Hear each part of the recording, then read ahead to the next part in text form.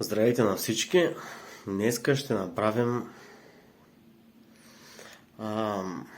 PCR тест. Или мисля, че как се водеше. Чакайте да го видим. Тест, който може да открием COVID чрез вземане на секрет от сливиците и от синусите. И изобщо не знам как се казва, но смятаме да го направим.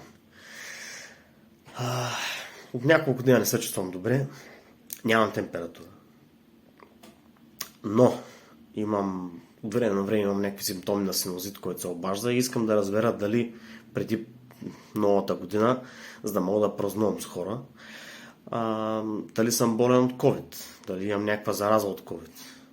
И имам тук едни тестове, подарени са ми от човек, който си е дошъл от Великобритания, където тези тестове се раздават на населението безплатно. И сега в момента се чуя даже в кой YouTube канал да ги сложа, дали точно да ги наименувам, примерно, липса на здравна система в България. Защото то си има липса на здравна система. При положение, че в България безплатни тестове няма и няма и да има. И скоро ще почнем да си плащаме ваксините. Добре. Окей, симптоми на заболяване имам. Само симптоми. Температура нямам кашлица, имам секрети в носоглътката. Следователно имам секрети в синусите. Какво представлява кита? Великобританския. Да, ти го в една такава кутийка. Ето такава кутийка. Да, ти книжка, в която обясняват какво точно трябва да направиш. Тук се капва вътре течността, която при това едно малко саше се разбива в ето този конус. И от този конус ние си бъркаме 15 пъти. Не, секунда.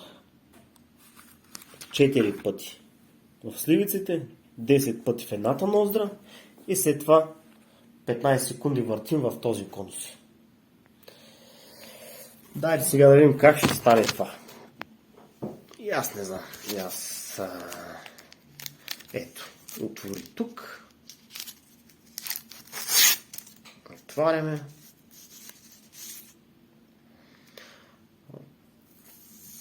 Вкараме го обратно, защото забравих. Това е първо течността, която трябва да отчупим.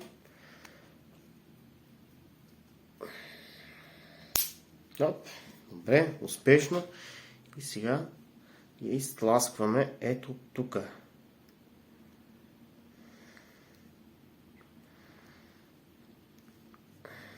Добре. Само няколко капки са.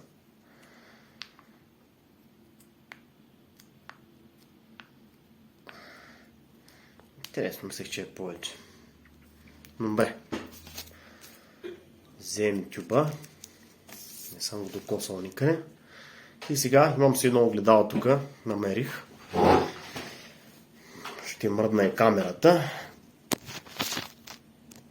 Това го оставям настрани. Да не го замърся по някакъв начин.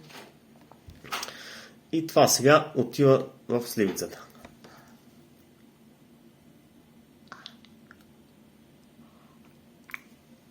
По дяволите.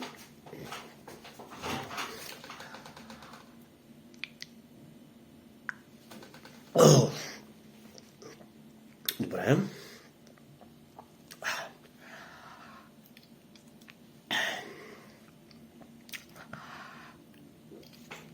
Два пъти. Добре. Добре. Не е лесно.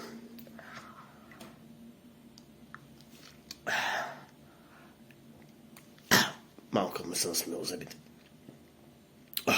Фак. Не съм се бръсна.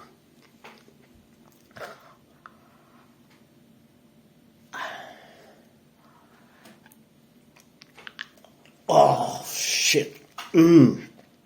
Никой не обича да ме бърка сливиците. Сега, това трябва да влезе 2 см и половина през носа. Както виждате, аз съм малко по-голям, но значи 3 см. По-ме е запушена лявата ноздра.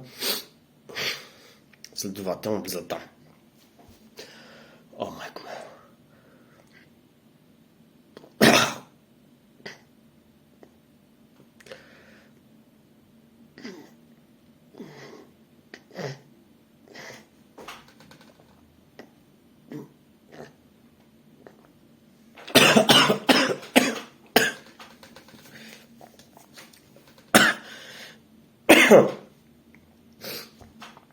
И за всеки случай, ако искате, може да направите втора ноздра. Значи докосвайте до там, където има някаква преграда на носната кухина. Тоест, където срещате някаква преграда на синусите. Трябва да има някакво съпротивление. Нека го направим на дясната.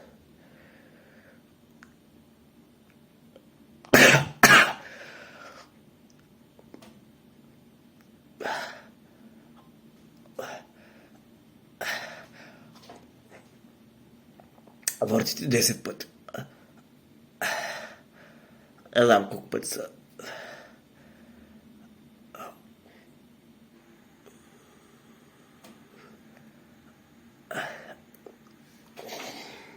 Добре. Всичко това пише, че трябва да го завъртим 15 секунди. Ето този тип. Тук. И сега какво правим?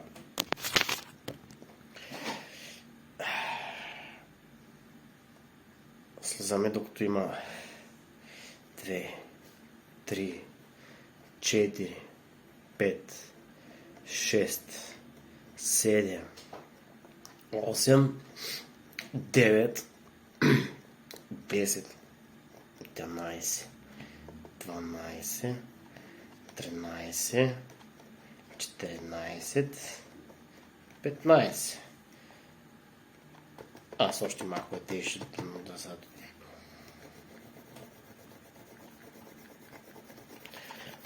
Май, го побългарявам.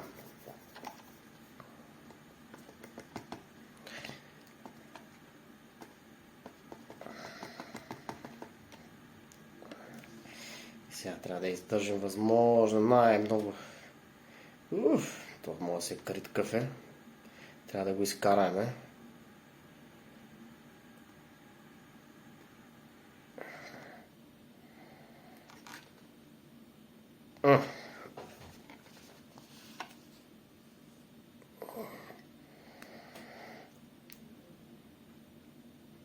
Добре. Pinch the extraction tube against the swab as you remove it. Make sure you remove all the liquid from the soft tip of the swab. Точно това направих. Махнах. Къде го сложих? Трябва да го сложим ето тук. Добре, че съм сложил някаква предпазна маста. Ето така. Има си турбичка. Waste removal bag. Имам ли си турбичка за премахване на разни заразни чудесики. Всичкото вътре. Ей така. И сега какво правим? Отваряме тестенкеда. Гората го измисли. Почвам да ви кажа. Теста идва от Китай. Макар и да е великобритански. Упс. Така. И сега имаме съди по-добре. Два типа.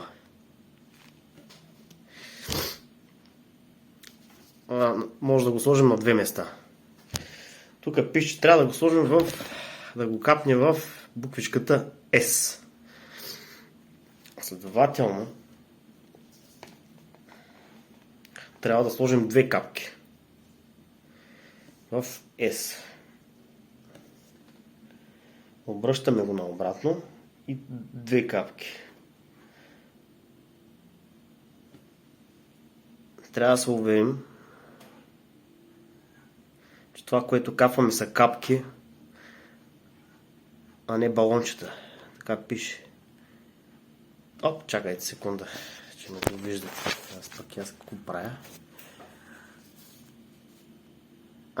Така.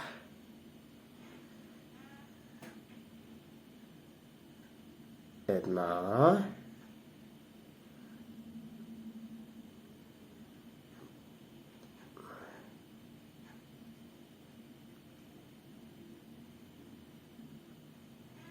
Две. Да, капка беше. И сега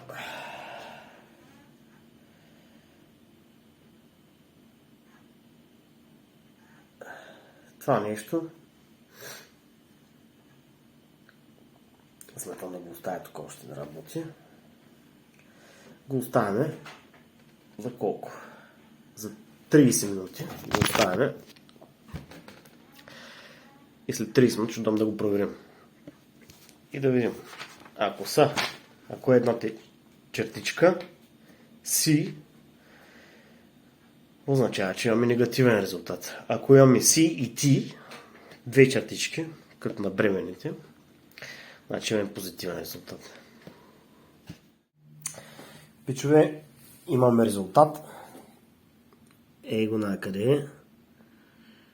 И тестът е отрицателен. Имаме само C, една чертичка. Ами да, логично. Аз нямам симптоми на COVID, нямам температура, нямам кашлица в белите дробове, където удря пневмонията. Пия кафе, пи ми се кафе. При мен е симптом, когато имам симптом, не ми се пие кафе, значи тялото ми казва, че има нещо, имам чуждо тяло и не се чувства добре. Не иска повече токсини в тялото. Ми се пие кафе, явно ми се обадил. Настилна съм и синузита ми се е обадил. Така. Общо взето, какво иска друго да коментирам? Да. Защо смятам, че нямаме здравна система или тя просто не е това, което трябва да бъде. Хората, въпреки че не смятам, че е перфектна английската здравна система, защото нашата е копи-пейст на английската здравна система, джипитата и пътеките идват от там. Това с пътеките и с джипитата и с частните болници, които всички болници в България вече са частни, дойде от там. Но въпреки всичко те се справят много по-добре от нас. По-достъпно е, като влезеш в една спешна помощ. Има сектор GP, може да отидеш на GP в медицинската помощ. Има леки случаи на бърза помощ и тежки случаи. Има седалки, където да седнеш, чакалня, има с номерца, голямо хол, ако искаш вода, обръщат ти внимание, а тук е някакъв хаос. Влизаш и те крещят, никой не знае къде се намира, влизаш в един коридор и това е. Също и факта, че дават на човек 10-20 такива теста е без пари. Аз много се очудих, но това е факт. То тест в момента е безплатен, който се раздава в Великобритания. При нас такива услуги безплатни от държавна структура никой няма да получи. Никога. Трябва да се борим за това нещо. Трябва да се борим през съдилищата. Защото само през съдилищата не мога да направим промяна в законодателство. Само единственото. Okay. See you guys later.